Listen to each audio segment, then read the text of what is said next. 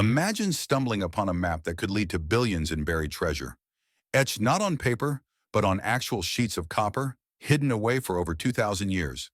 A map so mysterious, so cryptic, that not a single soul in modern times has managed to find even a sliver of its legendary riches. Tonight we journey into the sands of time, into caves carved into dusty cliffs, to uncover the haunting enigma of the Copper Scroll. Is this the lost ledger of ancient Jerusalem's hidden wealth? Or simply the clever riddle of a long-forgotten civilization? Let's unravel the tale of a scroll that has outwitted treasure hunters, scholars, and even skeptics for over half a century. So get comfortable, settle in, and let's explore one of history's most confounding unsolved mysteries. In 1952, near the ruins of Qumran by the Dead Sea, a small team of archaeologists uncovered a find unlike any other in the area. It wasn't written on fragile parchment or leather like the rest of the Dead Sea Scrolls. It was copper. Two tightly rolled copper sheets, brittle and corroded, were found wedged deep inside a cave. At first, they looked almost like scrap metal, until someone noticed the faint ancient writing pressed into the metal. It took years and specialized tools to carefully unroll them without causing irreversible damage. What emerged was an artifact so different from any known religious scroll that researchers were left stunned. Instead of prophecies or scripture, the Copper Scroll read more like a ledger of hidden treasure. It listed 64 locations, each supposedly containing caches of gold, silver, and other sacred valuables. The scroll's text resembled ancient Hebrew, but it was written in an odd, almost coded style. Many believe it was deliberately encoded to keep its secrets hidden, only interpretable by a select few who knew the key. The locations it described weren't obvious. There were no coordinates, no maps, no mention of known cities or borders.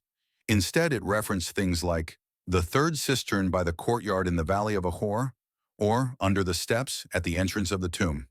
These vague clues are nearly impossible to pin to real-world locations today. Landscapes change, cities fall, names evolve. Over 2,000 years, the geography of the Holy Land has shifted dramatically. Despite the ambiguity, that hasn't stopped people from trying. In the 1960s, a British scholar named John Allegro became obsessed with the scroll. He was convinced it led to the actual treasures of the first or second temple in Jerusalem, hidden away before the Romans sacked the city in 70 AD. He led several expeditions to dig near Qumran, and even tried tracing the vague locations through biblical geography.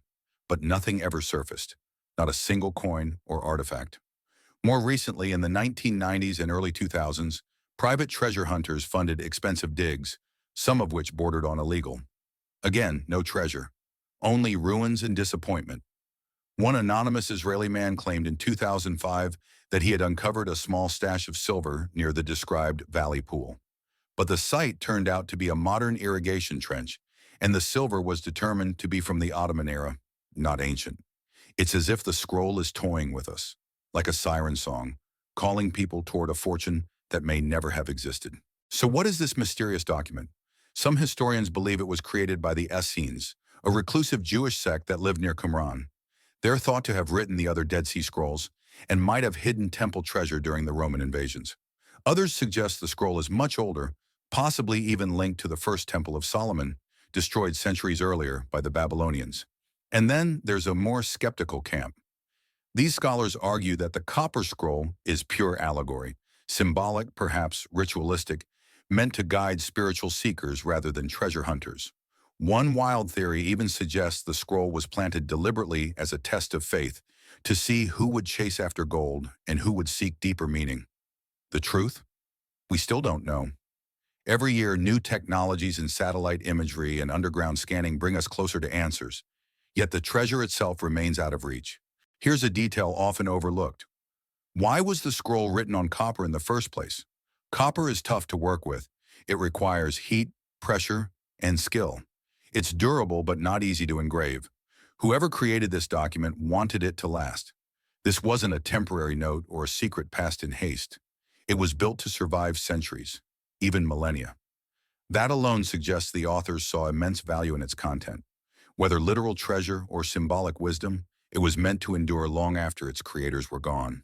Think of the Copper Scroll not just as a treasure map, but as a kind of time capsule, a final whisper from a civilization on the brink of destruction. Maybe the scroll's authors knew their world was ending. Maybe they hoped that one day, far in the future, someone worthy would uncover what they had hidden. It's poetic, really.